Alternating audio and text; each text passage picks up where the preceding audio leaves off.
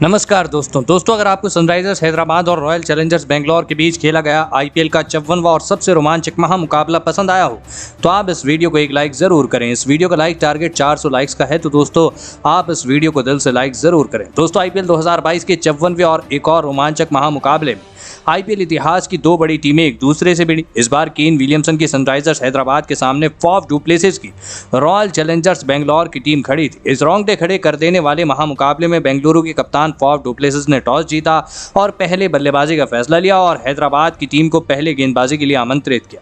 उसके बाद रनों की बारिश करने के इरादे से बेंगलुरु के दो दिग्गज ओपनर बल्लेबाज मैदान में उतरे। बेंगलुरु के सबसे दिग्गज बल्लेबाज विराट कोहली और बेंगलोर के कप्तान फाफ डू प्लेसिस के कंधों पर इस महामुकाबले में बेंगलुरु की टीम को एक विस्फोटक ओपनिंग शुरुआत देने की एक बड़ी जिम्मेदारी थी। लेकिन इस बार विराट कोहली और फाफ डू प्लेसिस की ये जोड़ी इस बड़े मुकाबले में पूरी तरह फेल रही। जी हां दोस्तों, और पारी का पहला ओवर डालने आए जगदीशन सुजीत ने अपनी पहली ही गेंद पर बेंगलुरु की टीम को एक बड़ा झटका दे दिया। जगदीशन सुजीत ने अपनी इस ओवर की पहली ही गेंद पर विराट कोहली को कप्तान केन विलियमसन के हाथों कैच आउट करा दिया। विराट कोहली बिना खाता खोले ही आउट हो गए। विराट कोहली के पहली ही गेंद पर आउट हो जाने के बाद अब बेंगलुरु की टीम की तरफ से रजत पाटीदार कप्तान फाफ डू प्लेसिस का साथ देने मैदान में आए और फिर यहां से दबाव में चल रही बेंगलुरु की पारी को फाफ डू प्लेसिस और रजत पाटीदार ने दबाव से बाहर निकाला। फाफ डू प्लेसिस और रजत पाटीदार की जोड़ी ने विराट कोहली के बड़े विकेट खोने की वजह से बेंगलुरु पर अपना दबाव पूरी तरह से हटा दिया। जी हां, आपको बता दें कि कप्तान डू प्लेसिस और रजत पाटीदार की इस जोड़ी ने एक अहम मौके पर अब एक महत्वपूर्ण साझेदारी बेंगलुरु की टीम के लिए बना ली थी, जिसमें बेंगलुरु के कप्तान फाफ डू प्लेसिस विस्फोटक फॉर्म में दिखाई दे रहे थे। वहीं उनके साथ ही खिलाड़ी रजत पाटीदार भी उनका साथ बाखूबी निभा रहे थे। इन दोनों ने लगभग पारी के 12वें ओवर तक बल्लेबाजी करी और अपनी टीम को 105 रनों तक पहुंचाया। इसी बीच बेंगलुरु के कप्तान फाफ डू प्लेसिस ने अपना अर्धशतक भी पूरा कर लिया।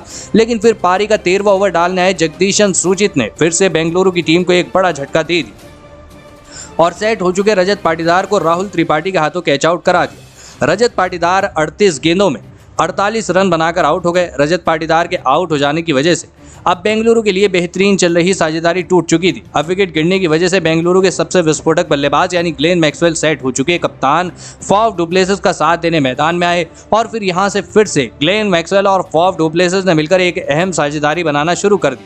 फाफ डू प्लेसिस तो इस मुकाबले में गजब के फॉर्म में दिखाई दे रहे थे, वहीं उनके साथ ही बल्लेबाज, जी हां, बल्लेबाजी करने आए ग्लेन मैक्सवेल भी इस मुकाबले में विस्फोटक बल्लेबाजी कर रहे थे। फाफ डू प्लेसिस और ग्लेन मैक्सवेल की इस जोड़ी ने फिर से एक महत्वपूर्ण साझेदारी बेंगलोर की टीम के लिए बनाई।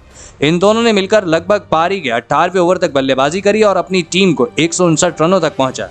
लेकिन फिर एक नाजुक मौके पर पारी का 19वां ओवर डालने आए कार्तिक त्यागी ने ग्लेन मैक्सवेल को एडन मार्करम के हाथों कैच आउट करा दिया।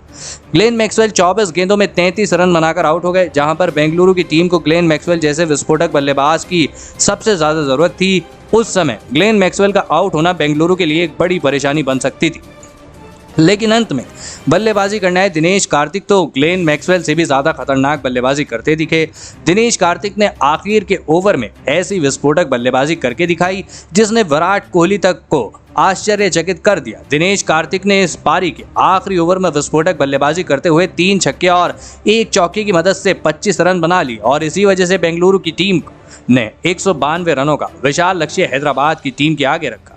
उसके बाद बेंगलुरु से मिले 193 रनों के विशाल लक्ष्य का पीछा करने हैदराबाद के दो बेहतरीन फॉर्म में चल रहे ओपनर बल्लेबाज मैदान में उतरे। अभिषेक शर्मा और हैदराबाद के कप्तान केन विलियमसन से इस विशाल लक्ष्य का पीछा करते हुए हैदराबाद की टीम को विस्फोटक ओपनिंग शुरुआत देने की एक बड़ी जिम्मेदारी थी। लेकिन इस बार अभिषेक शर्मा और कप्तान केन विलियमसन की ये ओपनिंग जोड़ी पारी का पहला ओवर, जी हां दोस्तों, और भी ढंग से नहीं खेल पाया और इस पारी के पहले ही गेंद पर कप्तान केन विलियमसन को शाहबाज अहमद ने रन आउट कर दिया। केन विलियमसन बिना खाता खोले ही आउट हो गए। केन विलियमसन के आउट हो जाने के बाद हैदराबाद की टीम की तरफ से राहुल त्रिपाठी बल्लेबाजी करने मैदान में उतरे। लेकिन उनके साथ ही खिलाड़ी और हैदराबाद के दूसरे ओपनर बल्लेबाज अभिषेक शर्मा को ग्लेन मैक्सवेल ने इसी ओवर की 5वीं गेंद पर क्लीन बोल्ड कर दिया। अभिषेक शर्मा भी बिना खाता खोले ही आउट हो गए।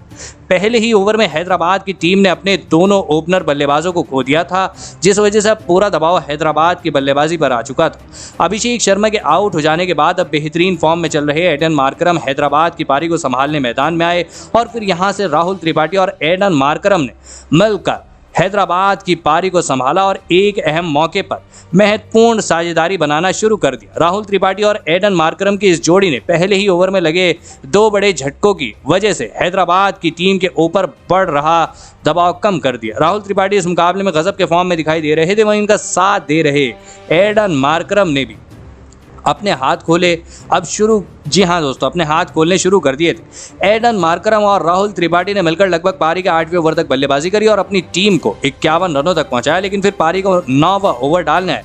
वनिंदु हसरंगा ने सेट हो चुके एडन मार्करम को विराट कोहली के हाथों कैच आउट करा दिया। आपको बता दें कि एडन मार्करम 27 गेंदों में 21 रन बनाकर आउट हो गए। हसरंगा ने एक अहम मौके पर हैदराबाद की टीम को एक बड़ा झटका दे दिया था, जिस वजह से अब फिर से दबाव हैदराबाद की टीम के ऊपर आ चुका था। विकेट गिरने के बाद हैदराबाद की टीम की तरफ से बेहतरीन फॉर्म में चल रहे विस्फोटक बल्लेबाज जी हाँ निकोलस पूरन बल्लेबाजी करने मैदान में उतरे। अब यहां से निकोलस पूरन और राहुल त्रिपाठी के कंधों पर हैदराबाद की टीम को इस मुश्किल भरे सिचुएशन से बाहर निकालने की बड़ी जिम्मेदारी आ चुकी थी, लेकिन इस बार निकोलस पूरन हैदराबाद की टीम के लिए कोई बढ़िया प्रदर्शन नहीं करके दिखा पाए और पारी का 13वां ओवर डालना है। वनिंदु हसरंगा ने फिर से हैदराबाद की टीम को एक बड़ा झटका दे दिया और निकोलस पूरन को शहबाज अहमद के हाथों कैच आउट करा दिया। आपको बता दें कि निकोलस पूरन 14 गेंदों में 19 रन बनाकर आउट हो गए। निकोलस पूरन के आउट हो जाने के बाद अब लगभग बेंगलुरु की टीम ने इस मुकाबले को अपने नाम कर ही लिया था, लेकिन हैदराबाद की आखिरी उम्मीद बचे राहुल त्रिपाठी अभी भी बेंगलुरु के गेंदबाजों के सामने चट्टान की तरह खड़े थे। राहुल त्रिपाठी लगातार छक्के चौके लगा रहे थे, जिस वजह से इस मुकाबले में अभी भी हैदराबाद की टीम जीवित थी। इसी बीच राहुल त्रिपाठी ने अपना अर्धशतक भी पूरा कर लिया,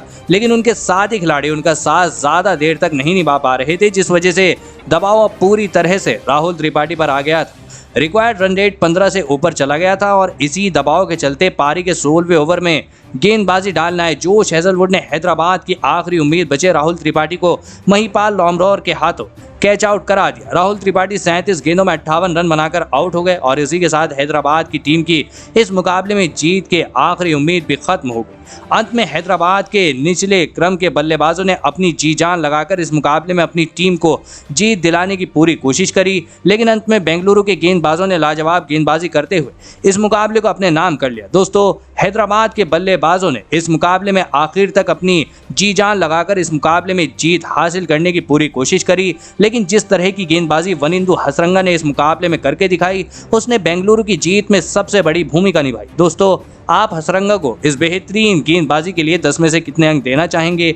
आप अपनी राय नीचे कमेंट में देना बिल्कुल भी ना भूलें। धन्यवाद।